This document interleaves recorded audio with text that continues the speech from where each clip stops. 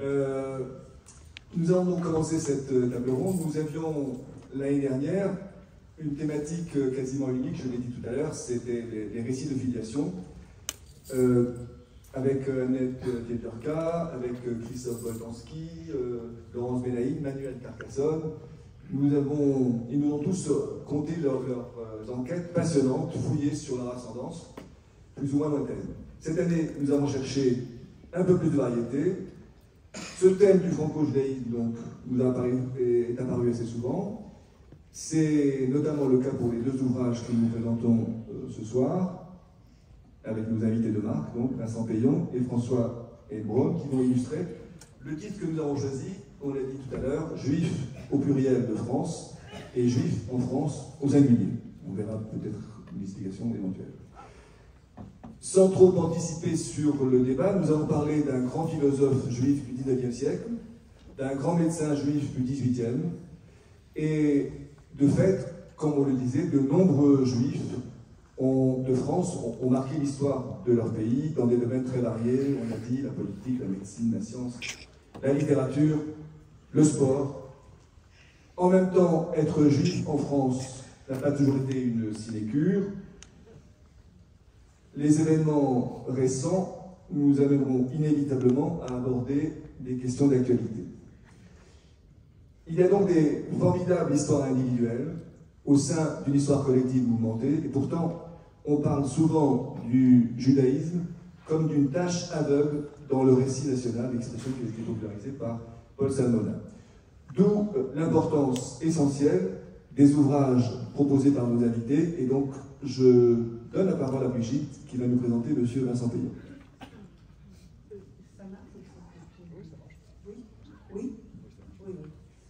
Oui, merci Charles. Il faut coller. Il faut coller, oui, merci Charles. Bien, j'ai besoin de rappeler, Monsieur le ministre, que vous avez été ministre de l'Éducation nationale dans le gouvernement de Jean-Marc Ayrault de mai 2012, c'est ça? Non, c'est de mai 2012 à mars 2014. Ouais. Et que vous avez été député européen de 2004 à 2012, puis de 2014 à 2019. Mais ce soir, vous êtes philosophe. C'est le philosophe avec qui j'ai envie de dialoguer ce soir. D'ailleurs, je me suis souvenu qu'au début de la philosophie, on souhaitait que les affaires politiques soient confiées aux philosophes. Hein? Oui. Bien. Il est vrai que l'ensemble de vos ouvrages explore les thèmes fondamentaux de la politique, la Révolution, la République. Vous avez travaillé sur Jaurès et sur Lenoir. Le groupe. Et en cette période, votre parole va entrer en grande résonance avec une communauté juive qui vit dans un climat de peur, mais aussi avec la communauté nationale, parce que les Juifs de France ont besoin d'entendre affirmer par l'ensemble des citoyens français que leur combat contre l'antisémitisme est un combat pour les valeurs laïques et républicaines. Après cela, je voudrais dire que c'est donc un questionnement longuement argumenté que convie votre ouvrage « Jérusalem n'est pas perdue, la philosophie juive de Joseph Salvador et le judéo-républicanisme français ». Vous restituez la pensée d'un auteur méconnu, sans doute pourtant le penseur juif français le plus important du XIXe siècle. J'en retiendrai pour cette brève présentation que pour s'accomplir, la modernité politique doit retrouver ses sources juives, se retourner vers la religion mère des monothéismes, vers la loi de Moïse et vers la République des Hébreux. Alors la notion de franco-judaïsme est bien sûr convoquée, mais l'intérêt de votre recherche, me semble-t-il, de lui préférer celle du judéo-républicanisme, qui éclairerait mieux la spécificité politique du judaïsme français. Dès lors, s'imposera de définir le républicanisme, mais avant cela, peut-être voudriez-vous nous rappeler comment vous avez rencontré Joseph Salvador? Est-ce que vous avez d'abord retenu en l'étudiant ce juif de la périphérie, comme vous le qualifiez, né à Montpellier le 5 janvier 1787 de l'union d'un père juif et d'une mère catholique. C'était la question. Merci beaucoup. Vous dire tout d'abord, je vous remercie de votre invitation. Je suis très heureux d'être à Montpellier. J'étais heureux de voir tout à l'heure nos élus, que j'ai bien connus dans une vie antérieure. Et je ne peux pas ne pas avoir une pensée, en revenant à Montpellier, pour, je ne connaissais pas cette nouvelle mairie, pour mon ami Georges Frêche, parce que pendant 20 ans ou 30 ans, je suis venu faire des réunions ici. Et je dois dire, c'est un personnage controversé aujourd'hui, mais que j'ai connu le meilleur de cette personnalité, qui était un grand intellectuel, un homme très riche sur le plan personnel et très, très fidèle en l'amitié. Donc je voulais lui faire, par-delà les temps et les espaces, ce petit signe amical. Merci de votre invitation, d'autant plus d'être à Montpellier. Pourquoi? Parce que notre Joseph Salvador, à mon avis le plus grand philosophe juif effectivement du XIXe, totalement inconnu, porté disparu, au cœur de la mémoire juive française elle-même, était de Montpellier. Une petite communauté juive, une centaine de personnes qui étaient là à Montpellier au début du XIXe siècle. Et comme vous venez de le rappeler, Brigitte, ça m'a beaucoup étonné, déjà les mariages mixtes.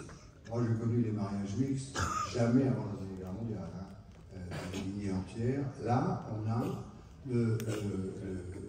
l'union d'un juif, Salvador, 10 ans qu'il descend de la grande famille des Maccabées, donc honorant sa tradition, s'inscrivant dans une figure légendaire, qui épouse une catholique, Elisabeth Vincent, dans une atmosphère, fin du XVIIIe, début du XIXe, qui est déjà celle de l'Ofkerum, des Lumières, et d'un judaïsme émancipé, libéral, intellectuel, scientifique, rationaliste, qui va avoir en France un avenir très important dont je vais parler. Mais c'était vraiment un élément de surprise.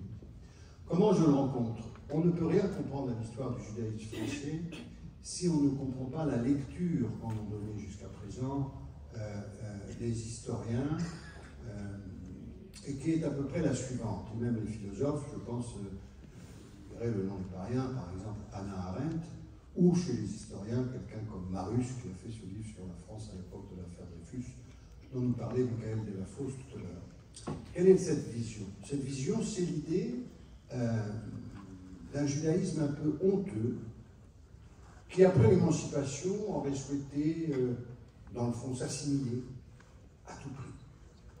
Venir occuper les places, comme on pourrait le dire vulgairement, et prêt alors à raboter son identité juive, qu'elle soit politique, religieuse, historique, culturelle, etc. Ça a donné lieu, par exemple, dans le livre de Hannah Arendt sur l'antisémitisme, à des propos extrêmement violents, maintenant d'ailleurs contredits par tous les historiens, comme quoi les Juifs de France n'avaient pas vu l'affaire Dreyfus arriver, comme quoi les Juifs de France ne se sont pas organisés. Dans le fond, si on va au bout de cette logique, heureusement discutée par un certain nombre d'historiens, comme le grand historien Rouchani, les victimes, il peut y en avoir une dans votre famille, les victimes seraient du côté des bourreaux. Parce que ne pas avoir vu, c'est ne pas avoir anticipé, c'est ne pas avoir fait ce qu'il fallait pour lutter contre la montée de l'antisémitisme, c'est ne pas avoir anticipé la catastrophe, etc. etc. C'est donc avoir une part de responsabilité.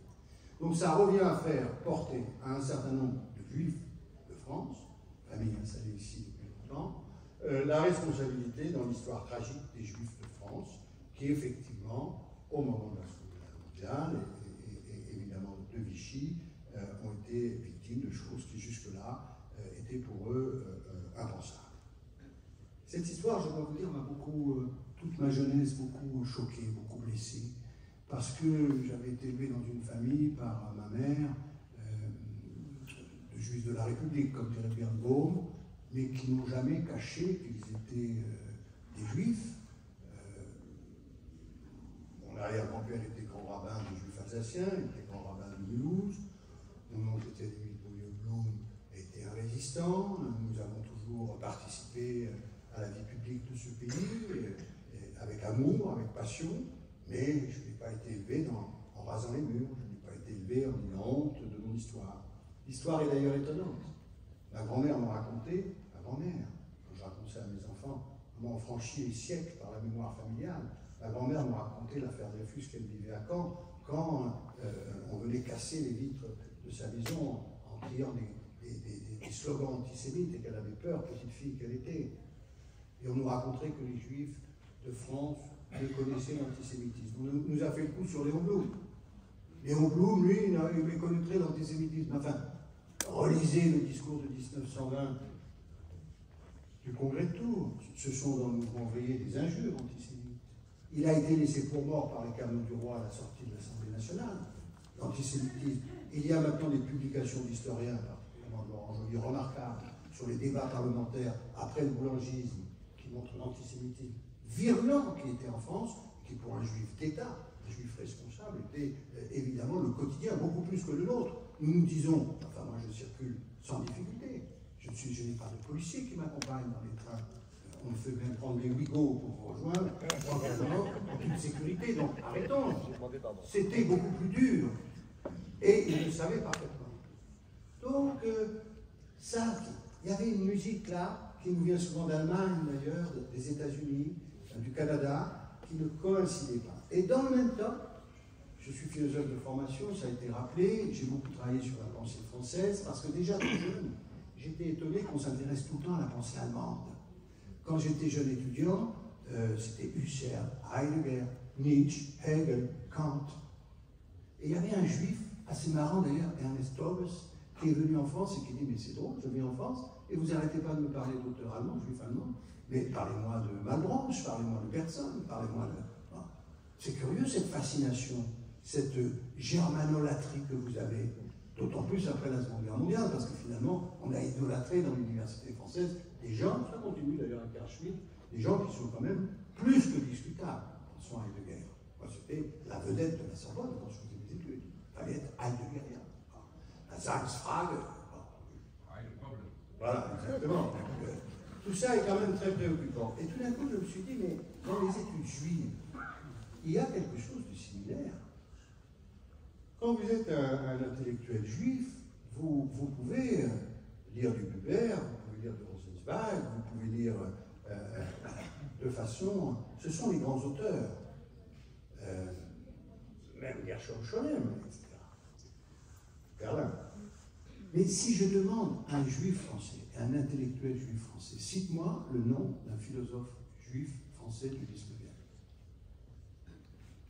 Silence. On va citer des Allemands. C'est quand même très curieux parce que vous savez peut-être que les intellectuels allemands, les Salomon, etc., venaient en France pour étudier parce qu'ils ne pouvaient pas avoir de poste en Allemagne et que la France, comme ça a été rappelé tout à l'heure, émancipant les juifs avant, accueillait les intellectuels juifs allemands. Et d'ailleurs, dans le mouvement saint-simonien, les Halévy, les Techtal, etc., ce sont des juifs allemands qui viennent en France. On pouvait faire passer le concours de Polytechnique, on pouvait entrer à Normal Sup, on pouvait devenir professeur des universités, pas en Allemagne. Donc c'est très très étrange et je me dis comment on a eu l'émancipation avant, on est un pays intellectuel, de philosophes, et chaque fois qu'on parle de philosophes juifs, ils ne sont pas français. Donc il n'y en a pas eu. Là-dessus, les hasards des recherches sur d'autres domaines d'utilité m'amènent à deux choses. Donc vous voyez, ça c'est les interrogations de fond. Où est passé le judaïsme français? Et pourquoi quand on en parle si mal? Ça fait deux grosses interrogations. Ça peut meubler une vie, ça. Et puis là-dessus, il y a un jeune chercheur qui s'appelle Joël Seban, ici notre ami Cabanel est encore dans la salle, il participait à son jury de thèse, et ce Joël Seban, un jeune historien, très brillant, malheureusement, qui rencontre des problèmes de santé. Alors le parcours du bon élève, normalien, péché, docteur, il part aux États-Unis, et je lis un peu par hasard un article de ce monsieur, parce qu'à ce moment-là, je m'intéressais à ce qu'on appelle les Saint-Simoniens. Saint-Simoniens, c'est ces gens au début du XIXe siècle, dont d'ailleurs le président Macron pensait qu'ils faisaient vivre leur tradition, mais qui sont à la racine aussi du socialisme républicain français.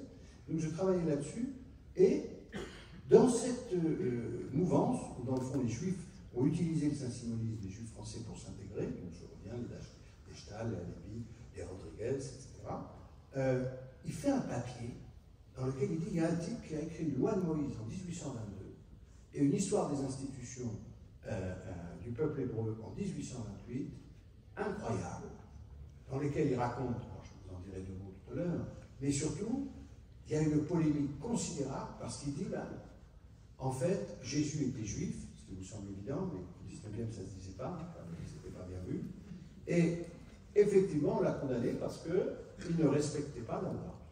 Et donc, nous assumons le meurtre d'un des nôtres, enfin, la condamnation d'un des nôtres. Donc là, vous imaginez, le type, c'est un fou furieux. D'ailleurs, plus personne n'a jamais voulu lui parler. Y compris d'ailleurs chez un certain nombre de juifs qui cherchaient à s'intégrer, institutionnels, on pourrait dire, se sont dit ce type est dangereux, il provoque des polémiques absolument incroyables, mais qui ont porté leurs fruits.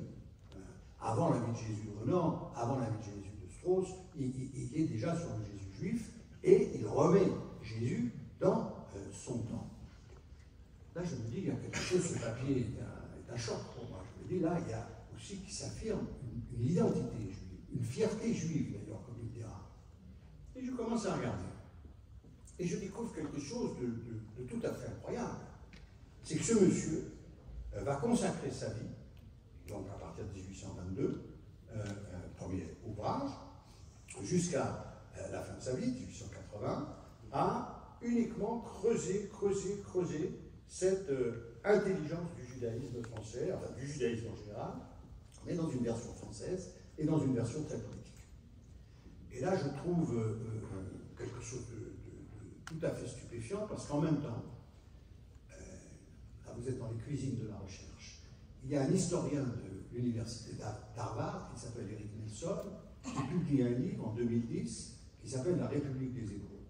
Je vais voir quelques dirigeants, alors il traduit en chinois, c'est un livre fondamental parce qu'il dit en fait la modernité, elle est venue par les protestants, ce que tout le monde accepte au XVIIe siècle. Donc la modernité, c'est la démocratie, c'est la tolérance et c'est la justice sociale. Voilà. Et lui, il dit oui, mais il y a un petit truc un peu différent, c'est qu'en fait, les protestants ont inventé la modernité, la révolution anglaise, la révolution, parce qu'ils sont replongés dans la Bible hébraïque. Bon. Et ils ont replongé dans la Bible hébraïque, et donc cette modernité protestante est en réalité une modernité juive. Et c'est quelque chose, un modèle très puissant chez les protestants, qui est celui de la République des Hébreux, mais qu'on trouve aussi chez Bossuet. C'est ce modèle de la République hébraïque, de la République des Hébreux, qui devient ce modèle de la modernité. Donc Nelson fait ça à Harvard. Il y a ce livre, j'essaie de le faire traduire en France. Les éditeurs français, hommage à celui qui est dans la salle, pour les autres. Bon, tout le monde est totalement timoré, le monde entier peut lire ça. C'est un débat colossal, parce que j'ai vécu comme homme politique les origines chrétiennes de l'Europe au Parlement européen. On ne disait pas judéo-chrétien, qui est d'ailleurs une invention stupide du 19e. Mais le judaïsme a disparu de l'histoire. Lui revient avec ce débat considérable. Il n'arrive pas à le faire traduire, il l'a fait traduire depuis. Mais qu'est-ce qu'il dit? Il dit la modernité est juive parce que la République des Hébreux comme modèle, c'est à la fois le refus des rois, David, donc la démocratie, y compris avec les femmes, etc., etc. Vous savez que la femme doit lire la loi aussi, comme les enfants, très tôt, doit aller là-bas. Deuxièmement, c'est la remise des dettes, la justice. Évidemment, la liberté, souviens-toi que tu as été esclave au pays. Et puis, enfin, c'est la tolérance, on n'est pas prosélyte. Et contre l'idolâtrie, mais vous pouvez même exercer votre culte dans la synagogue. On accueille. Et ce n'est pas l'amour du prochain, c'est l'amour du lointain. Je ne suis pas seulement avec les mêmes, je respecte la différence et je ne cherche pas à te ramener à moi. Je me dis, ce truc est absolument stupéfiant,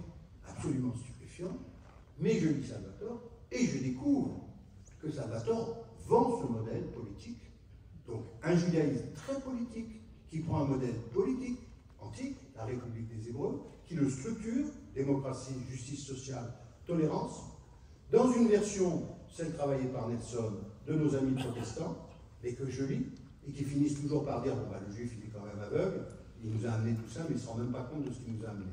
Bon. Donc on reste quand même dans une optique chrétienne, mais le premier qui a un traitement juif de la République des Hébreux, c'est Joseph Salvatore de Montpellier.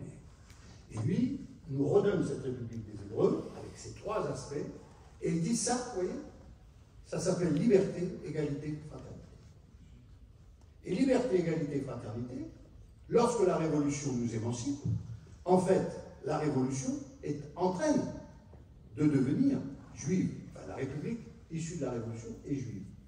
La France républicaine est en train de réaliser les valeurs juives. Heureux comme un juif en France, disait tout à l'heure notre ami Michael, oui, heureux comme un juif en France, mais et pour cause. C'est qu'en réalité, on ne profite pas seulement de l'émancipation, c'est-à-dire le juif ne reçoit pas seulement, le juif il apporte, et il apporte la doctrine républicaine issue de la République des Hébreux. D'où cette tradition, parce qu'il l'a dit l'auteur, je tiens quand même à vous le dire, en 1848, au moment de la Seconde Révolution, réunion, l'idée, avant de mettre les sensibilités en France, il y a l'idée de mettre la statue de Moïse place de la Concorde, les révolutionnaires en 48. Vous avez deux ministres juifs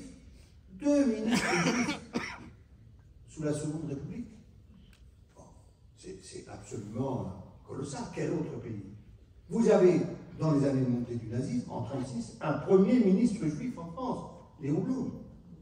Donc ce rapport des juifs à la République est tout à fait inouï.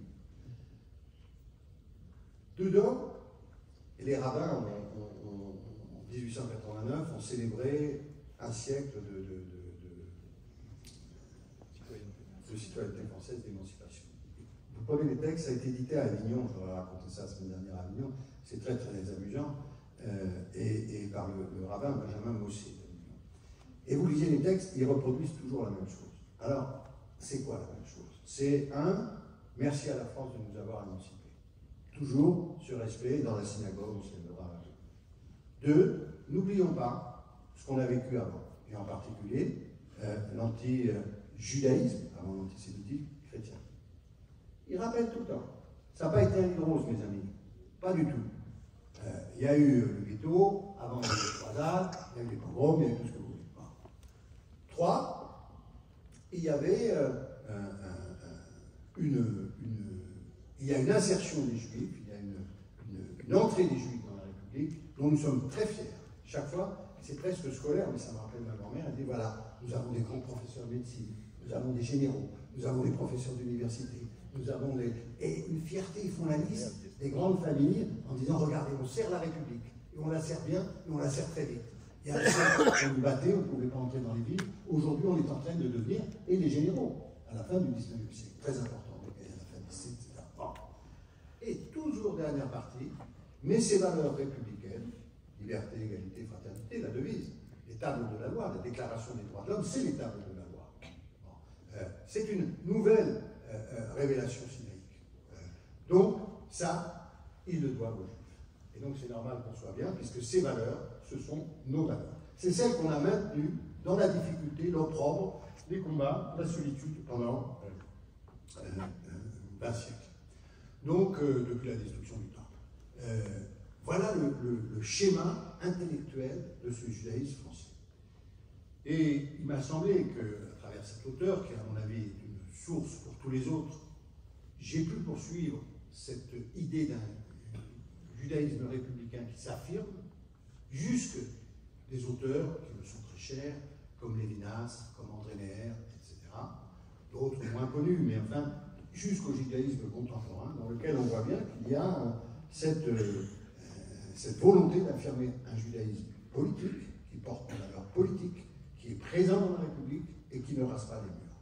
De ce point de vue-là, comme Hannah Arendt ou les détracteurs du judaïsme français parlent de franco-judaïsme, israélite ou franco-judaïsme, j'ai souhaité qu'on parle du judéo-républicanisme pour bien marquer qu'il y avait une rupture.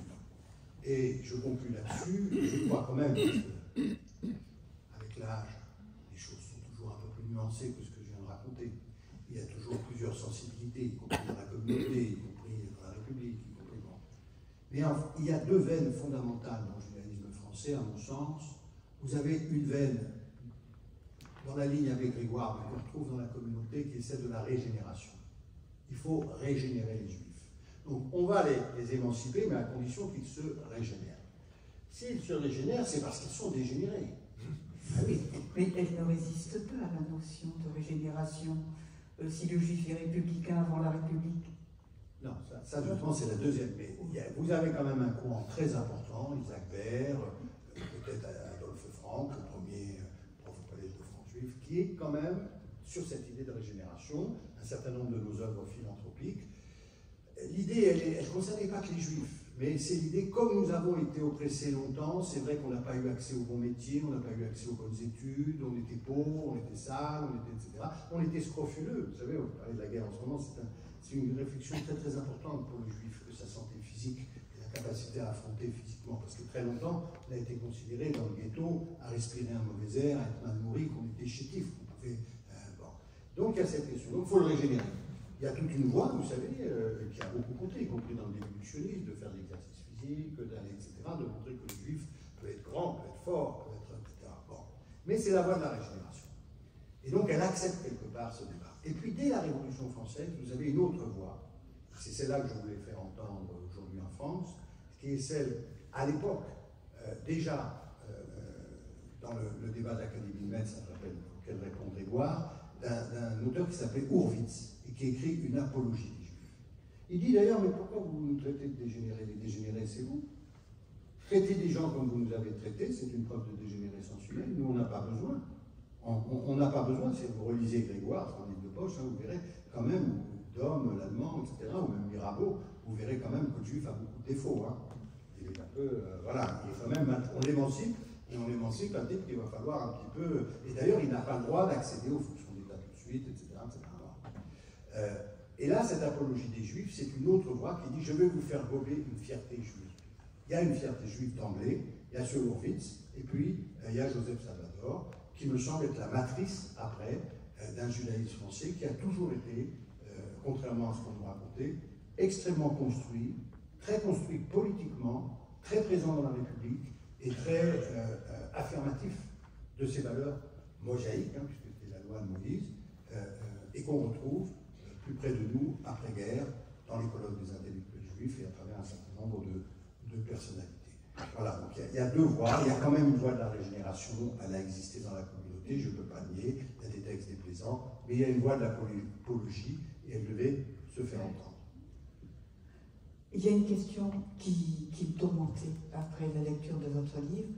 Bon, vous évoquez une contre-histoire hein, qui découvre dans le passé les germes du présent, mais dans une France républicaine qui réalise les valeurs du judaïsme, on va œuvrer en rapport avec la transcendance. Et vous l'aviez déjà travaillé avec, tout à l'heure j'ai dit Benoît, et Leroux, avec Pierre Leroux. Et est-ce qu'on peut revenir sur cette adéquation très difficile au XIXe siècle, surtout en France, entre le religieux et le politique? C'est trop long. On peut revenir, mais Cabanel comme moi, on est consacré comme Moïse, donc c'est quand même très long cette affaire. Et c'est très différent de ce que pensent les gens, généralement. D'abord parce que, vous voyez, l'interprétation de la laïcité comme étant quelque chose d'anti-religieux, ou une séparation totale du temporel et du spirituel, ou c'est pas du tout. Bon. Et par exemple, un des pères de la laïcité, et peut-être le plus important, Ferdinand Buisson, sur lequel Cabanel a travaillé, mais moi aussi il y a une trentaine d'années, ce qui m'avait fasciné là, c'était la surprise de découvrir que le type il avait fait des églises laïques. Sous le Second Empire, ils sont évidemment à l'étranger, réfugiés en Suisse, en l'occurrence à Neuchâtel, et il fait venir des pasteurs libéraux, des gens d'une très haute volée intellectuelle et qui vont jouer un rôle très important dans la naissance de l'école républicaine. Mais lui, il considère, et jusqu'au bout il le pensera, que la laïcité n'est pas anti-religieuse, et même qu'elle est religieuse. Et que la question, mais vous trouvez la même chose chez Jaurès? Quittons le monde protestant, entrons dans le monde. Jaurès avait quand même de Castres à côté d'ici, l'éducation catholique. Jaurès, lui, il parle de Dieu à la tribune de l'Assemblée. Il trouve ça tout à fait normal. Il dit même qu'il ne comprend pas. Il ne comprend pas comment on pourrait se passer de la notion de Dieu. J'ai publié un petit livre qui s'appelle Une théologie laïque, où je parle de Jaurès alors qu'il est maître de conférence à Toulouse, et qui dit à Camille Pelletan, le radical très laïcard, que lui dit « Mais qu'est-ce que tu racontes ?» Parce qu'on venait de publier à titre posthume le poème Dieu de Victor Hugo. Pelletan fait un papier et il dit « Dieu, tu parles de Dieu, mais c'est complètement dépassé cette affaire-là. » Et c'est Jaurès, Jean Jaurès, qui signe un papier et qui dit « Jean Jaurès, tu dis mon vieux, tu n'es pas du tout dépassé. Ce que nous vivons avec la République, avec le socialisme, c'est un grand renouvellement religieux au contraire. Et à la fin de sa vie, il dit encore « J'ai fait ma thèse », si vous lisez la thèse de Philippe Jaurès, il parle un peu de Dieu maintenant. Mais il dit « J'ai fait un un livre sur Dieu il y a 30 ans, je n'en modifie pas une ligne.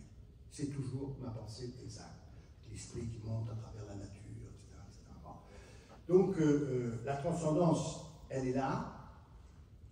C'est une des questions les plus, je crois, redoutables pour la République aujourd'hui. Oui, c'est bien parce que j'ai commencé en disant qu'elle me tourmentait. Vous avez raison, mais la transcendance, c'est un tourment. Parce que comme nous sommes dans l'immanence, vous et moi, elle vient nous tourmenter, la transcendance. Vous voyez, mais on n'est pas dans la transcendance, on n'est pas Dieu. Ce que je pourrais vous dire, peut-être, ce qui est intéressant dans le modèle politique juif, me semble-t-il, dans les temps actuels, auquel je tiens beaucoup, et qui me semble être très très fort dans la tradition lévinassienne, de Meher, la mienne, de Salvatore, etc. C'est qu'il y a deux modèles. Il y a un modèle, je dirais, catholique romain, on va dire. Là, l'universel, c'est moi. Je suis prosélyte, je fais des croisades, je te convertis, je prends les enfants et je te dis, si tu n'es pas avec moi, tu es contre moi, tu n'es pas bon. Et puis vous avez un deuxième modèle, que moi j'appelle ça, c'est Rome. C'est Jérusalem. Et c'est très important pour nous, les Juifs, de comprendre ça.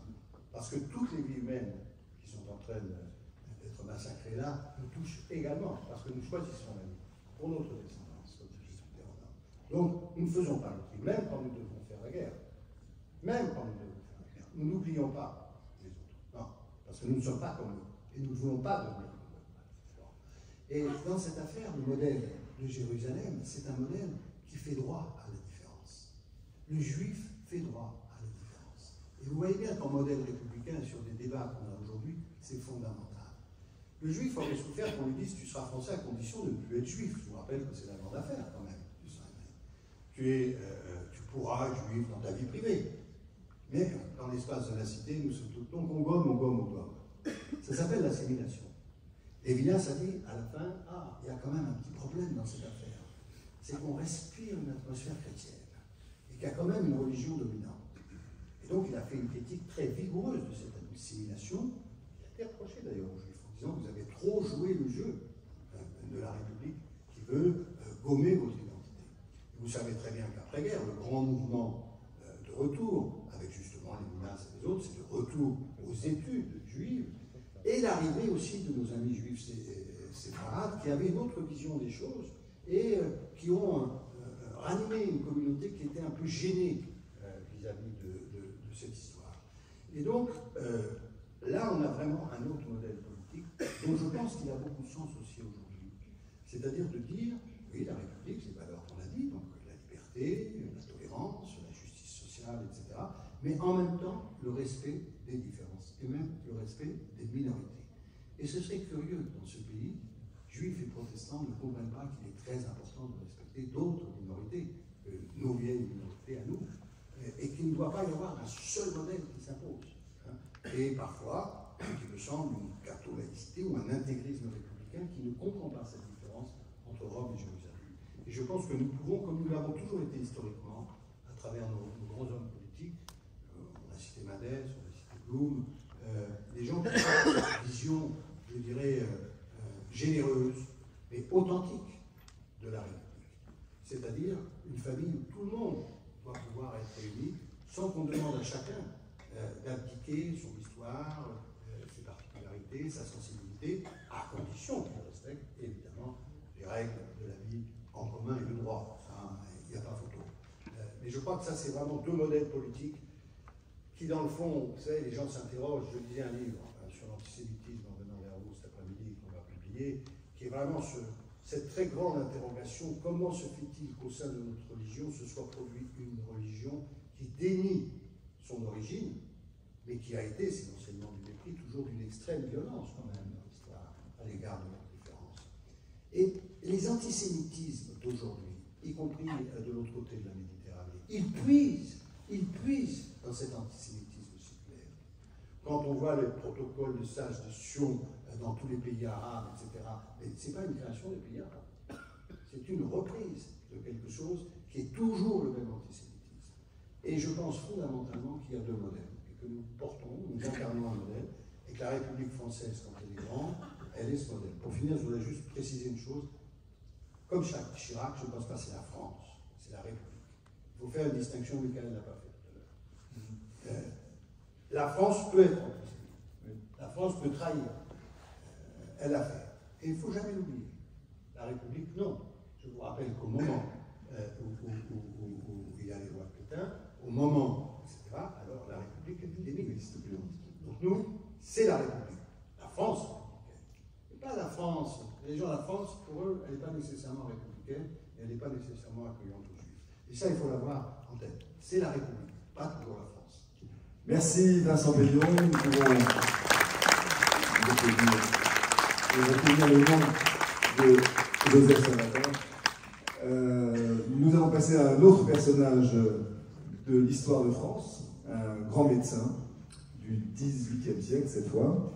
C'est M. François Heilbronn, donc je vais me présenter. Je vais dire quelques mots sur M. Heilbronn, qui est professeur des universités associées à Sciences Po, qui est diplômé de Sciences Po, titulaire d'un master de la Harvard Business School, professeur associé depuis 1991. Il est chargé de cours magistraux, dont un récemment sur l'histoire des Juifs en France depuis 2000 ans à Sciences Po. Et ce n'est pas son moindre mérite d'avoir proposé cette réflexion aux étudiants de Sciences Po. Je crois que c'est une nouveauté. C'est aussi un militant engagé dans sa jeunesse au sein de la communauté juive. Il a écrit page 224 de son livre, je l'ai bien lu. Il manifeste pour les Juifs d'URSS, de Syrie, d'Éthiopie. Il a affronté physiquement les fascistes antisémites et les gauchistes antisionistes.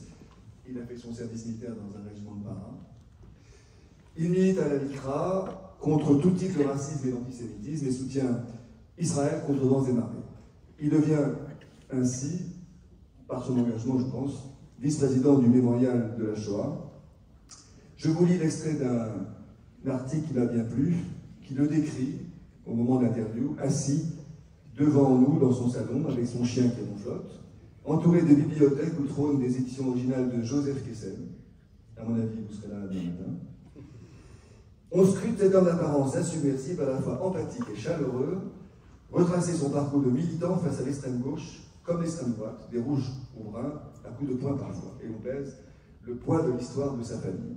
Donc vous publiez des tribunes dans l'actualité juive, dans l'arrêt du jeu, une chronique régulière de politique et d'histoire sur Radio Shalom, marié depuis plus de 30 ans avec une grande romancière, Ariane Bois, que nous aurons le plaisir d'entendre demain. Et donc cette année, il publie son premier roman d'édition Stock, 2 étés 44.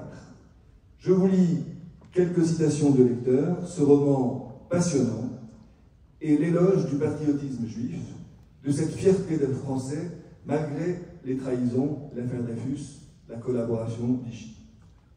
Autre extrait, dans une société où l'héritage de valeurs n'est plus très à la mode, François Heilbronn se montre à la hauteur de l'exemplarité de ses ancêtres, qui furent de grands patriotes, et l'oblige aujourd'hui pour l'avenir. Son roman s'inscrit complètement dans son travail pour la mémoire. C'est Delphine Enviller qui écrit ça. Alors on pourrait commencer, cher François Heilbronn, par le titre, 2 étés 44. Pourquoi? Qu'est-ce que ça veut dire? C'est une très bonne question, mais tout d'abord, je voudrais m'inscrire dans ce qu'a dit Vincent Pélion, que j'ai beaucoup apprécié, c'est la fierté d'être juif français. Alors vous avez par contre dit à plusieurs fois juif de France, ça je n'aime pas. Nous sommes depuis le 27 septembre 1791 des juifs français ou des français juifs, l'ordre importe peu, l'important c'est l'association de ces deux termes. Nous sommes, et beaucoup de représentants politiques, même de représentants communautaires que j'engueule très régulièrement, disent juifs de France, comme si on était défini par une territorialité et non pas par une nationalité. Donc nous sommes juifs français, et je vous remercie d'abord Charles de m'avoir invité. Je suis très heureux d'être à Montpellier, très heureux d'être dans cette belle communauté, dans cette belle ville. Mais c'est cette fierté d'être à la fois de France, juif en France, juif de France, mais surtout juif français. Et Montpellier dans l'histoire, je parle de mon Michael Yonkou, que je salue, dont je salue le travail que j'admire énormément. J'ai beaucoup utilisé pour mes cours à Sciences Po d'ailleurs, je vous en remercie. Pour raconter sur un temps long cette histoire absolument admirable des Juifs en France. Nous sommes là depuis plus de 2000 ans. Et nous avons marqué des grandes heures de gloire. Et là où je serais un peu en désaccord avec vous, vous avez parlé de la République, on parle de la République et de la République, mais sous différents régimes, nous avons été très grands.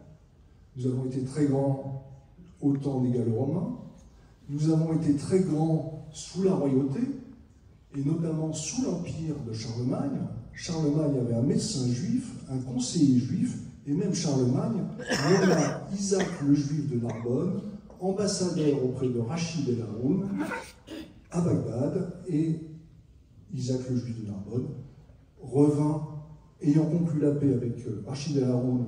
Charlemagne s'arrêta de persécuter les musulmans et Rachid el Haroun s'arrêta de persécuter les chrétiens en Orient, et en échange demande à Isaac le Juif de Narbonne de rapporter un éléphant blanc, ça se passe en 802, à Aix-la-Chapelle, à Charlemagne, ce que fera Rachid el Haroun. Donc de tout temps, les Juifs se sont inscrits dans l'histoire de France et se sont inscrits dans des belles pages de gloire. Alors effectivement, il y a eu les croisades, il y a eu les premières persécutions, il y a eu les expulsions successives, et notamment l'expulsion de 1394. Et effectivement, avec la Révolution, mais avec la royauté, c'est Louis XVI qui signe le décret d'application de l'intégration des Juifs dans la société française le 13 novembre 1791, après que la Constituante ait voté l'inscription des Juifs dans la République. Et sous la Restauration, sous la monarchie de Juillet et sous le Second Empire, ce n'était pas la République. Les Juifs s'émancipent, comme vous le dites, progressent. Donc merci la République, parce que la République a été formidable, mais n'oublions pas les rois et les empereurs qui nous ont aussi intégrés à la société française. Alors pour répondre à la question, oui, 2 étés 44. Alors pourquoi 2 étés 44? Le premier, et ça je salue dans la salle mon éditeur, Manuel Carcassonne, d'abord a fait quelque chose d'assez extraordinaire. Assez extraordinaire. Il a publié un premier roman d'un vieil homme blanc.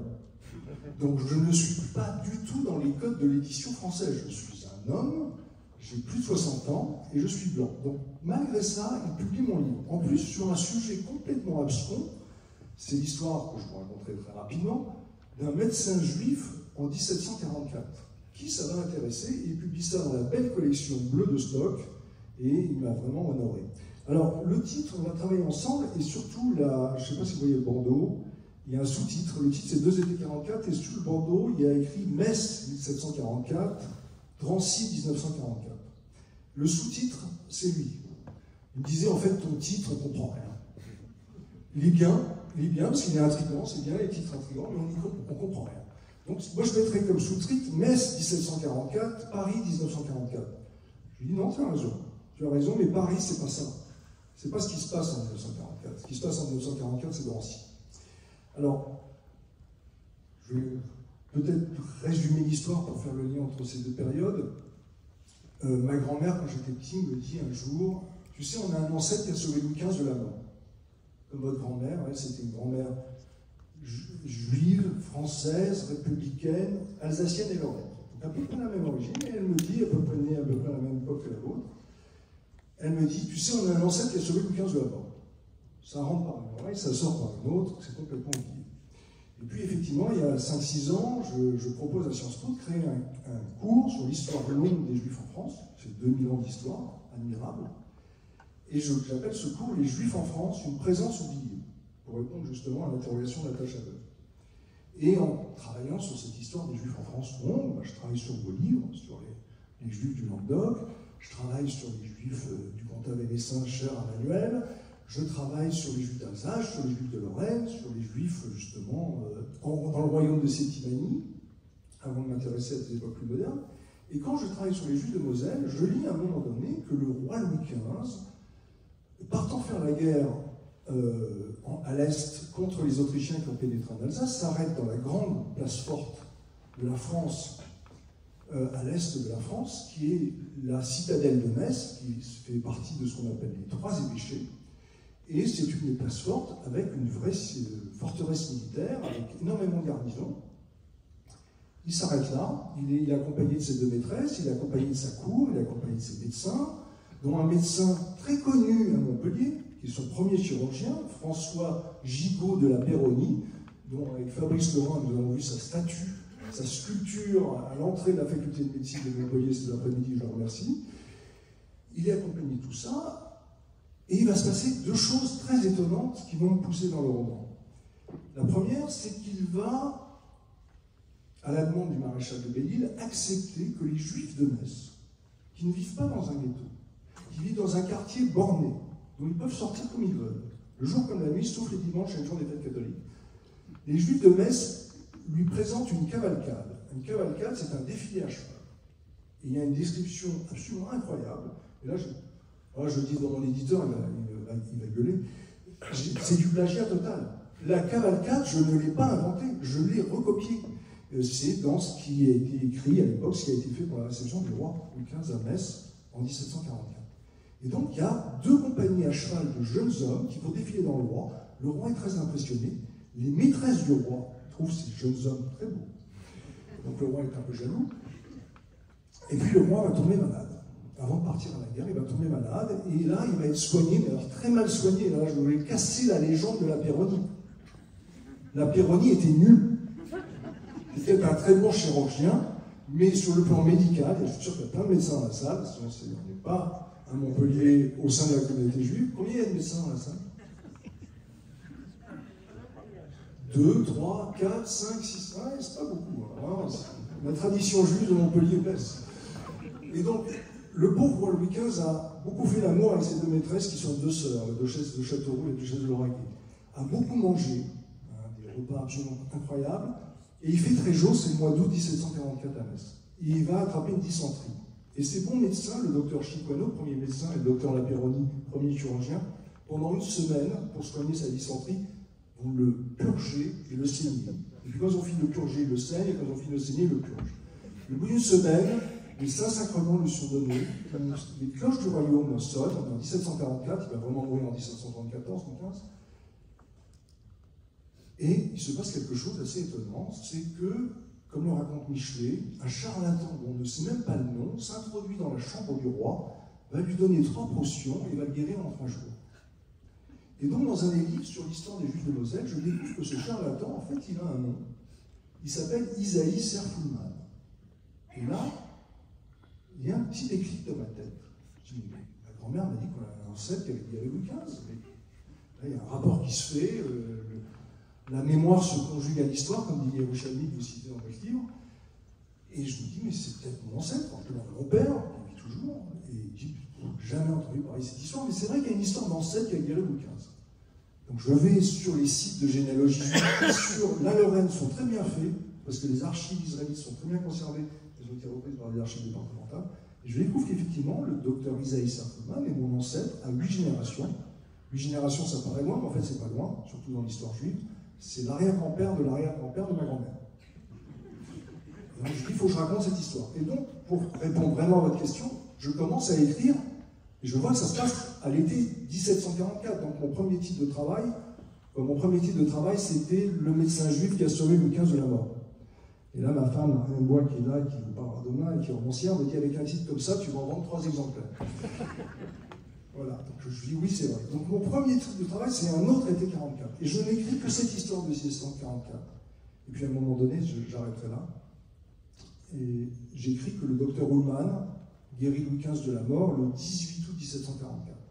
Et en écrivant, parce que j'écris à la main, je vois cette date, 18 août 1744, et là ça me frappe, parce que c'est le jour, le 18 août 1944, 200 ans jour pour jour après, que le père de ma grand-mère, Henri Klotz, lieutenant-colonel de réserve, officier de la Légion d'honneur à titre militaire, croix de guerre 14-18, meurt à Drancy.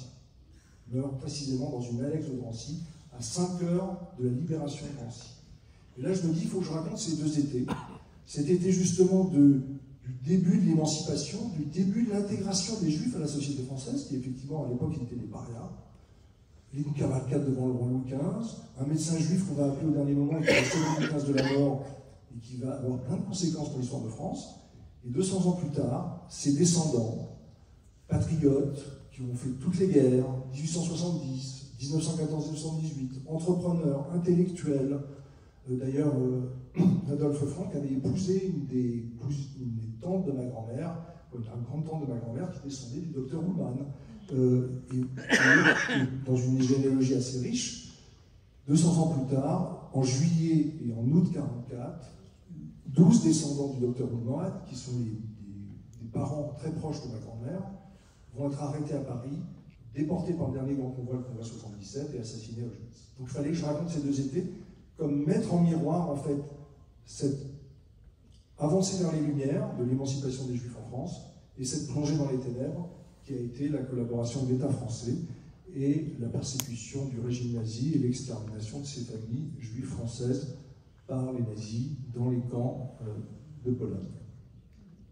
Ce qu'il y a de bien avec nos conférenciers de ce soir, c'est qu'on pose une question, et puis la batterie de celle qu'on a préparée après, ben, elle est déjà traitée. Alors j'ai passé la 5e question que j'avais prévue. Les 4 premières sont déjà passées. J'ai lu, je vous l'ai dit tout à l'heure, qu'on a écrit que ce livre était une lettre d'amour à la France. Et quand vous parlez de Drancy et donc de ce que l'État français a fait aux Juifs et à votre famille, on peut se poser la question comment expliquer ce paradoxe. Ce paradoxe, d'ailleurs, je suis très en communion avec ce qu'a dit, si on peut utiliser le terme communion, avec tout ce qu'a dit Vincent Payon, c'est que c'est en fait un amour profond de la France. Et mon grand-père, qui a été résistant, comme la plupart des membres de ma famille, aussi bien hommes que femmes, me disait toujours l'État français, c'était d'abord la faillite et la trahison de la haute administration française. Il détestait les inspecteurs des finances, il détestait les polytechniciens, il détestait les conseillers d'État. À juste titre, le Conseil d'État s'est couvert, s'est roulé dans la boue en validant tous les statuts de spoliation des Juifs. Mais il y avait une vraie France. La vraie France chère à Patrick Cabanel, dont il nous a parlé tout à l'heure, cette France des campagnes, cette France des petites gens, qui soient protestants, catholiques, riches, de droite, même certains antisémites, qui ont sauvé. Et l'autre France qui est admirable, ce sont celles justement des Juifs en France, qu'ils soient français ou étrangers, qui très tôt, en fait, et là je vous rejoins tout à fait, très tôt, dès avant la guerre, ont compris le danger du nazisme et de l'antisémitisme et ont préparé les structures d'organisation de la résistance et du sauvetage des Juifs. Donc la trahison, c'est venu d'une petite partie de la haute administration française, de plein d'amiraux. Alors ça, la marine française, c'est une catastrophe, parce que moi j'étais dans l'infanterie, je déteste les marins, parce que si vous regardez Vichy, tous les amiraux étaient collabos, il n'y a eu qu'un seul amiral, formidable, Muselier, qui a rejoint De Gaulle, c'était le grand-père de Renaud Muselier, c'est pas pour rien que Renaud Muselier a un certain courage, mais sinon, c'était en fait une certaine France qui a pris un pouvoir, mais les Français ont été assez admirables, et c'est pas pour rien, et ça on le dit très souvent au mémorial de la Shoah, que 75% des Juifs en France ont été sauvés par les Français malgré la persécution de l'État français. Et ça, c'est quelque chose d'important. C'est quelque chose aussi que je raconte dans ce livre. Dans ce livre, il y a les Justes en élimination qui vont sauver mon père, ma grand-mère et ma tante. Et il faut rendre cet hommage. Et pour moi, l'histoire de France est une histoire d'amour entre la France et les Juifs, longue, avec des périodes noires, la période des croisades, la période de la Grande Peste Noire, où évidemment on a accusé les Juifs d'avoir imposé le puits, des périodes de relégation aux marges de la nation, mais à partir de 1791, une intégration à la société, à la République, à la royauté, à l'Empire absolument extraordinaire, avec des destins incroyables. On parle de Blum, on parle de Mendes. Savez-vous, je vais vous poser une question un peu pour essayer de vous réveiller un peu. Savez-vous combien il y a eu de premiers ministres juifs depuis 1945 en France? Alors, qui pense qu'il y en a eu 3? Qui pense qu'il y en a eu 4? Qui pense qu'il y en a eu 5? Qui pense qu'il y en a eu 6? Il y en a eu 6. Bon, voilà. Léon Blum est redevenu Premier ministre, président du Conseil. Pierre Mendès France. René Mayer. Michel Debré. Laurent Fabius. Elisabeth Borne. Ça en fait 6. Vous connaissez beaucoup de pays au monde qui ont eu 6 premiers ministres français? Hein? Premier ministre. Premier ministre. Alors si on met les ministres, voilà. On est là jusqu'à demain. Donc ça, c'est admirable. Peut-être il va le devenir, c'est ça que... Ouais, c'est pour ça. Au Panthéon, on en parlera peut-être. Au Panthéon, il y a 3 grandes personnalités juives qui ont été absolument essentielles dans la vie française. René Cassin, Jean Zay, Simone Veil. Alors justement, Dans les prix Nobel, je le finis juste, dans les prix Nobel, on a 68 prix Nobel français. 15 sont juifs. Non, pardon, 10 sont juifs, soit 15%. 15%. justement le Panthéon. c'est un personnage important de votre livre, de votre récit. Qu'est-ce qui symbolise dans cette histoire? Parce qu'on en parle depuis la guérison du roi, jusqu'à 2018, et puis la panthéonisation de Simone Veil. Tout à fait. Alors, en fait, le deuxième titre que j'avais envie de donner, c'était le médecin juif à qui l'on doit le Panthéon. Là, ma femme m'a dit, c'est mieux, au lieu d'en vendre 3, t'en auras 5. Donc j'ai fait évoluer effectivement mon sujet, mais en fait, ce qui s'est passé, c'est que Louis XV est en train de mourir. Vraiment en train de mourir, et son évêque, il y a un évêque horrible, son aumônier, qui s'appelle l'évêque de Soissons, essaie, d'abord lui, le fait confesser publiquement ses maîtresses. Et donc il y a les confessions publiques du roi sont lues dans toutes les églises de France. Et c'est à partir de là d'ailleurs que Louis XV perd un peu l'estime du peuple français. Mais Soissons, il y a une discussion entre Soissons et Louis XV, où à un moment donné, Louis XV dit, mais je suis quand même le représentant de Dieu sur terre. Je suis un Seigneur tout-puissant. Comment se fait-il que votre Dieu, c'est intéressant, je lui dis, votre Dieu veut me faire mourir? Et Soissons lui dit, sire, si vous ne voulez pas mourir, promettez quelque chose de formidable à Dieu. Et là, Louis XV a une vision et dit, d'accord, mon grand-père a construit le plus beau palais qui soit, Versailles à sa gloire. Moi, je vais construire la plus belle église de France à la gloire de Dieu, et je vais construire une immense basilique sur la montagne Sainte-Geneviève, qui sera la basilique Sainte-Geneviève. Et Louis XV, qui était vraiment un roi dilettante et pas très sérieux, il va tenir sa promesse, il va guérir, Ullmann va le sauver. En 1744, il guérit. En 1758, les travaux de la basilique Sainte-Geneviève commencent, et pas de bol, vraiment pas de bol, les travaux se terminent en 1791. Et les révolutionnaires ne trouvent pas ça terrible d'avoir une basilique sur la montagne Sainte-Geneviève. Et donc, quand Mirabeau meurt, il décide que cette basilique qui n'a pas été sacralisée devienne le Panthéon des grands hommes, et que Mirabeau rentre en avril 1791 au Panthéon des grands hommes. Donc, en fait, on doit le Panthéon à un médecin juif. Parce que si mon cher aïeul Ullmann, il n'avait pas guéri au roi Louis XV en 1744, Louis XV serait mort, il aurait pas eu la basilique. S'il n'y avait pas la basilique, il n'y aurait pas eu le Panthéon. Et là où, moi, c'est là où écrire un roman est assez étonnant, parce que surtout quand on crée un roman historique proche de l'histoire, l'oncle de ma grand-mère s'appelait Émile Hayem, il était capitaine, il était entrepreneur, il était aussi écrivain, et il meurt dans la dernière grande charge de cavalerie de l'armée française, le 19 août 14, à Altkirch, près de Mulhouse, là où est née votre grand-mère, et il meurt dans cette charge de cavalerie. Et comme les 560 écrivains morts pour la France, il est honoré au Panthéon. Il descend du docteur Ullmann et il a son nom Panthéon. Comme aussi un autre oncle de ma grand-mère qui s'appelle Maurice Sergine, il s'appelait Moïse Schloss, mais pour devenir écrivain, il s'est transformé en Maurice Sergine, et lui, il est mort à Auschwitz le 4 août 1944.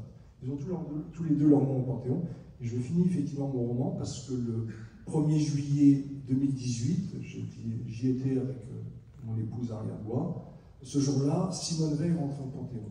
Et en voyant le cercueil de Simone Veil et d'Antoine Veil rentrer au Panthéon, je me disais aussi qu'une lointaine parente du docteur Ullmann rentrait au Panthéon.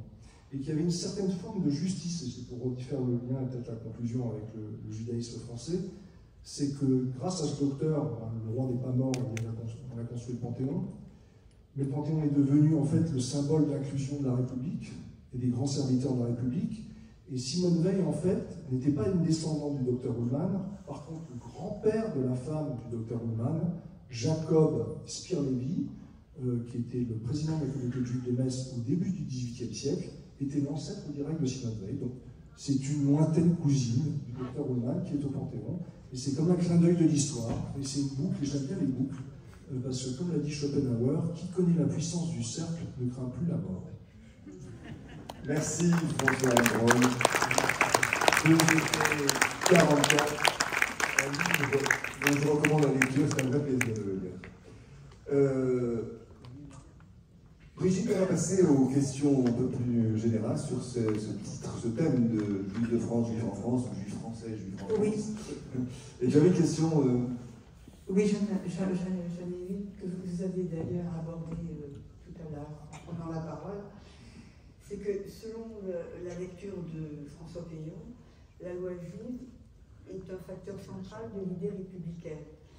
Et vous, monsieur, je vous ai écouté lors d'un entretien, et dans votre roman s'imbrique évidemment la citoyenneté française et le judaïsme, mais lors de votre entretien, vous avez dit que vous étiez un patriote israélite français. Alors, vous ne dites pas un judéo-républicain. Alors, j'aimerais bien savoir si c'est seulement une histoire de terminologie ou s'il y a vraiment un glissement. Je vais répondre sur le pif. En fait, quand j'étais petit, mon grand-père me disait tu sais, nous, les Juifs en France, on est des pifs ou des piafs. Alors à l'époque, on d'entre vous à peu près le même âge que moi, donc il y a le magazine Pif magazine, hein, avec le gadget. Je me dis, quel rapport avec Pif et nous Je me dis, c'est quoi Pif? Il me dit, nous, on est des patriotes israélites français. Et je lui dis, mais c'est quoi les piafs? Je ne l'ai pas mis dans mon roman. Il me dit, ça c'est une autre catégorie de juifs, c'est les patriotes israélites antisémites français. Donc c'était assez vrai, ça reste assez vrai aujourd'hui. Mais effectivement, la notion, on était profondément républicain évidemment, mais c'était plus que la République, c'est l'attachement à la patrie. Et c'est vraiment cet engagement patriotique de porter haut et fort les couleurs de la France, y compris dans les guerres. Mon grand-père était le plus jeune décoré de la médaille militaire de la Première Guerre mondiale, il était décoré de la médaille militaire à 17 ans quand il s'est engagé. Et c'était vraiment ça qui nous portait. Et c'est là où souvent on confond République, patrie, mais pour justement peut-être débattre avec Vincent sur ce sujet-là, le Second Empire et la monarchie juive ont été des époques d'intégration, d'évolution et de progression absolument incroyables de la communauté juive en France. C'était pas lié à la République. Alors c'est vrai que la République a été formidable, mais c'était pas lié à la République. Donc ça va plus loin que le type de régime politique qui gère la France à ce moment-là.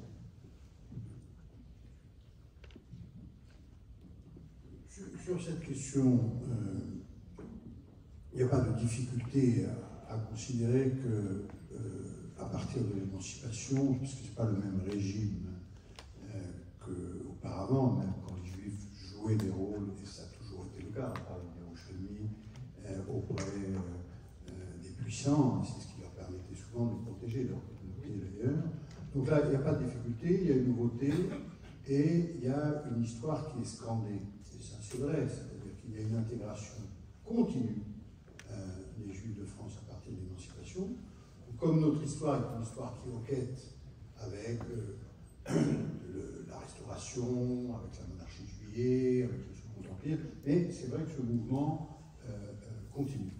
Il n'est jamais parfait non plus, c'est-à-dire que là aussi, il faut qu'on amène toutes les nuances, c'est-à-dire que, alors j'évoquais en rigolant la statue de Moïse sur la place de la Concorde, mais en 1830, en 1848, il y a encore des incidents, et en particulier à l'est de la France, assez forts, et des moments d'antisémitisme. L'antisémitisme est quelque chose qui ne disparaît jamais. Donc il peut être jugulé, il peut être minoré, mais il y a à différents moments de l'histoire des reprises. Et c'est vrai aussi sous la République, car en réalité,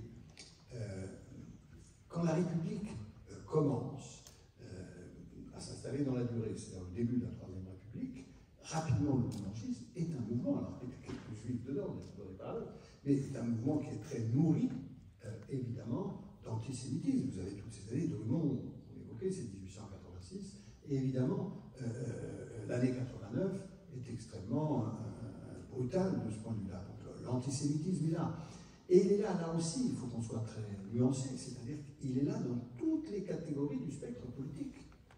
Il n'y a pas de gens qui peuvent dire, il n'y a pas de sensibilité politique qui peut dire nous n'avons pas été antisémites. Il y a un antisémitisme socialiste, il y a un antisémitisme ouvriériste, il y a un antisémitisme évidemment royaliste, il y a un antisémitisme conservateur, il y a un antisémitisme méconnu mais libéral.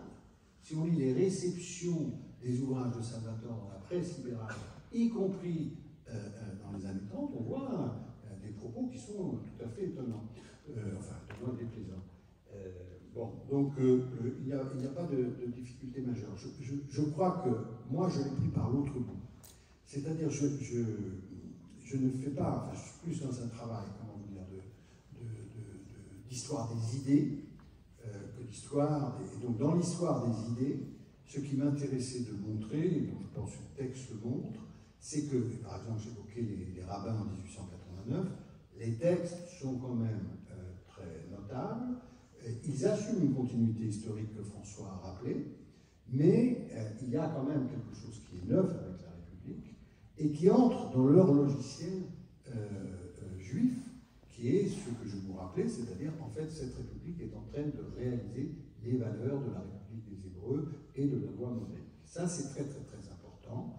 Et je dois vous dire qu'à ma connaissance, il y a des éléments semblables dans la Révolution américaine. Quand on étudie, il y en a évidemment dans la Révolution anglaise, des penseurs comme Hamilton et d'autres font très souvent signer référence à la République des Hébreux, mais c'est extrêmement puissant en France et c'est extrêmement puissant dans les élites juives.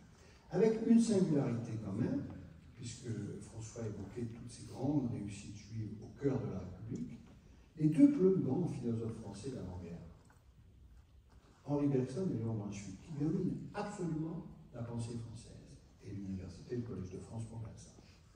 C'est deux juifs. Mais c'est deux juifs compliqués, mais qui ne se revendiquaient pas au jour le jour comme juifs. Et ils font partie de ceux, et ça c'était possible en France, ils font partie de ceux d'ailleurs, sur certains sont appuyés sur ces exemples pour dire ils rasaient les murs. Mais ça n'est pas la vérité. Et même Lévinas, relisez les textes de Lévinas sur Léon Brunswick dans Déficit de liberté, il rend un hommage formidable, il dit il y avait de l'or dans cette poussière, et il va plus loin. Il dit ceux qui vont en Israël, ceux qui font le choix d'aller en Israël, et on peut les comprendre, emmener un petit peu en Israël de cette poussière du judaïsme français. Coller cette poussière, parce qu'il y avait là, alors qu'est-ce qu'il y a? Il y a quelque chose qu'il faut dire, j'ai essayé de dire tout à l'heure. Le judaïsme, ici, conformément à son histoire, c'est un universalisme. Ce qui est confié comme mission, c'est le respect de la dignité de tous. La liberté n'est pas pour quelques-uns, l'égalité n'est pas pour quelques-uns, la tolérance n'est pas pour quelques-uns, la fraternité, c'est de tous. Et quelles que soient les circonstances historiques, c'est peut-être ça d'ailleurs qui fait difficulté pour les juifs, parce que ces messages ne sont pas toujours faciles à rappeler. Il y a beaucoup de gens qui ne veulent pas les entendre. Bon. Le judaïsme porte ça. Et donc, même Lévinas, qui était si dur avec l'assimilation, et là vous avez des exemples de grands juifs, parce que c'était des consciences universelles. C'était des consciences universelles. Et les hommages qu'on trouve, par exemple, à la fin du 19e, je pense sur comme Jaurès ou d'autres, même Merleau-Ponty d'ailleurs, qui ne sont pas juifs. Au judaïsme, c'est le prophétisme, c'est souvent le prophétisme qui remplace le mosaïsme, mais dans cette idée d'une conscience de justice universelle, d'avoir été les premiers à porter cette idée d'une humanité une qui doit se retrouver. C'est un peuple particulier, mais il n'est pas élu au sens qu'il est. Il est élu, et c'est une responsabilité en ce sens qu'il doit porter cette universalisme. Et là, ça rejoint une certaine conception, évidemment, républicaine. Donc vous avez ces conjonctions chez des individus, quand même, c'est très troublant. Je rappelle, pour honorer leur mémoire, parce que ça a été encore un peu piétiné, que Brunswick finit séparé de sa femme et qu'il va donner sa carte au commissariat français et qu'il revendique son judaïsme et qu'il est mort, je ne sais plus, enfin, éloigné de Paris et séparé de sa femme, un très vieux monsieur, dans des circonstances absolument tragiques. Merci. Je vais répondre à ça rapidement. Très rapidement, bien que je vous la pose. Les hommages républicains au judaïsme, je suis tout à fait d'accord. Mais il y a aussi dans la littérature française et dans la pensée philosophique française avant la République, des grands écrivains qui rendent hommage à l'importance du judaïsme, de l'apport du judaïsme. Je pense à Pascal, je pense à Chateaubriand, je pense à Lamartine, qui ont reconnu, même à Rousseau, qui ont reconnu l'apport et l'importance du judaïsme dans justement l'évolution des sociétés. Et donc, c'est vrai que les républicains ont mis leur pas là-dedans, mais il faut avoir aussi une vision un peu plus longue de cette admiration de certaines élites françaises pour le judaïsme. J'ai entendu juste un point d'érudition, mais je c'est un dialogue amical. C'est tout à fait exact. C'est tout à fait exact. Vous avez des textes extraordinaires de Rousseau, par exemple, avant, de Bossuet, mais ça passe quand même beaucoup par un autre. La République n'est pas que française, donc par ce modèle anglais. Là, on a maintenant des travaux qui montrent comment ces penseurs On trouve aussi chez Benjamin Constant beaucoup tout à fait étonnants, mais ça passe quand même beaucoup par la traduction des Anglais et de la Révolution anglaise avec ce modèle chez Newton, chez Sinet. En 3 phrases, l'antisémitisme ne disparaîtra jamais, mais qu'en sera-t-il du franco-judaïsme? Vous avez tous lu ou entendu parler de l'essai de Hélène Cohen sur la fin du franco-judaïsme avec un point d'interrogation. Qu'est-ce que vous en pensez? Le franco-judaïsme, d'abord, on peut peut-être dire ce qu'il a été après la guerre, et notamment à l'école de Paris, et notamment... Alors, le franco-judaïsme, il a été moribond, mais à chaque fois, il a été revitalisé par des vagues d'immigration successives. Il s'est étiolé, il était souvent justement trop assimilé, je suis d'accord avec ce que Vincent disait, et à chaque fois, on parlera demain de Kessel, grand patriote français. Il était né juif russe, il a obtenu sa nationalité française parce qu'il a été un héros de la Première Guerre mondiale. Et donc il y a eu ces vagues d'immigration successives, des Russes, des Turcs, des Grecs. Et ces vagues de départ aussi. Oui. Et il y a eu ensuite les vagues polonaises et d'Europe de l'Est dans les années 20-30, et puis après-guerre, les vagues à nouveau polonaises, et puis les rescapés de la Shoah, et enfin à partir des années 50, 56 les Égyptiens, et puis après les autres juifs d'Afrique du Nord à partir des années 60, qui ont revitalisé et qui ont donné une nouvelle forme de judaïsme. Et à chaque fois on s'est réinventé, et à chaque fois on a créé un judaïsme d'une richesse énorme. Alors je suis à la fois assez confiant sur l'avenir du franco-judaïsme. L'antisémitisme est effectivement un problème structurel, permanent, éternel. On dit très souvent l'antisémitisme, c'est la plus vieille des haines. C'est une haine, c'est pas 2000 ans en fait, c'est plutôt 1000 ans. 1000 ans, c'est vraiment endémique en Europe de manière structurelle. À chaque fois avec des nouvelles formes. La dernière forme, c'est celle de l'islamisme radical. Et on voit qu'il se déchaîne. La nouvelle forme aussi, c'est la nouvelle expression mais de l'antisémitisme d'extrême gauche qui a toujours existé, mais qui aujourd'hui, on l'a vu tout à l'heure avec Fabrice, quand on marchait dans Montpellier, il y avait une très belle manifestation pour Gaza, où dans le cortège, il y avait à moitié des musulmans français ou pas français d'ailleurs, et des militants d'extrême gauche. Et avec des slogans extrêmement violents contre Israël et au-delà d'Israël contre les Juifs. Donc effectivement, c'est un problème. L'antisémitisme d'extrême droite n'a pas disparu du tout. Et le maire de Montpellier avait tout à fait raison de rappeler les liens très forts entre la sphère Dieudonné, Soral, Marine Le Pen, Frédéric Chatillon et autres. Et donc on a aujourd'hui, on est coincé entre 3 antisémitismes qui se conjuguent et qui s'allient d'ailleurs parfois. Donc c'est une pression très forte sur les Français juifs, mais comme on le disait dans ma famille en tous les cas, ou dans beaucoup de familles de Français juifs, c'est pas parce qu'il y a des antisémites qu'on va quitter la France. Et le projet sioniste c'est tout à fait autre chose. Le projet sioniste ça doit être un rêve, ça doit être une aspiration, ça doit être une construction, mais on ne quitte pas la France parce qu'il y a des antisémites, et on ne quitte pas la France parce qu'il y a des gens qui veulent nous agresser. On se défend, c'est ce qu'on fait tous. Ce salon du livre en est une très bonne illustration. Vous l'avez maintenu à juste titre, parce qu'il faut porter haut et fort et fièrement les couleurs du judaïsme français face aux antisémites. Et je finirai juste sur une petite note d'espoir. La semaine dernière, on était à Paris dans une manifestation. J'étais une manifestation contre l'antisémitisme, ça m'a fait très plaisir parce que je ne connaissais personne. D'habitude, quand je vais à des manifestations contre l'antisémitisme, je retrouve tous mes copains militants. Là, je ne connaissais personne. Et je me dis, c'est génial, c'est des gens qu'on ne voit jamais et qui sont spontanément descendus dans la rue. Les chiffres de la préfecture de police, comme on le sait, sont toujours sous-estimés. Pour moi, à Paris, c'était plutôt 150 à 200 000 personnes. Et sur toute la France, on dépassait largement les 200 000. Et c'est énorme. Et c'est un motif d'espoir. Et si on disait dans les mots de Joseph Salvador, on pourrait encore affirmer que Jérusalem est l'espérance d'un futur? Il n'est pas perdu. Par définition, mais l'année prochaine. Hein. Parce qu'on n'est pas pour la coïncidence. Et donc, c'est ce qui fait la puissance, c'est qu'on repousse devant. Non, moi je suis d'accord avec ce qui a été dit. Je pense qu'on a une communauté juive française extrêmement vivante, qui s'est enrichie beaucoup d'apports. C'est ça qui est si fort. Moi je suis d'une famille alsacienne, les Marocains sont beaucoup plus nombreux maintenant à Strasbourg. J'étais récemment pour un colloque en Andrénière. Voilà, et tous les mariages juifs, on s'enrichit de nos diversités parce qu'il n'y a pas une façon d'être juif. Et peut-être même les juifs alsaciens ou les juifs lorrains qui ont des cousinages lointains ont eu des histoires après différentes, des sensibilités différentes. Et ça m'amène à quelque chose dont je crois, et il a raison de le dire, c'est un débat que j'ai souvent avec les responsables communautaires, de dire arrêtez de faire peur à tout le monde.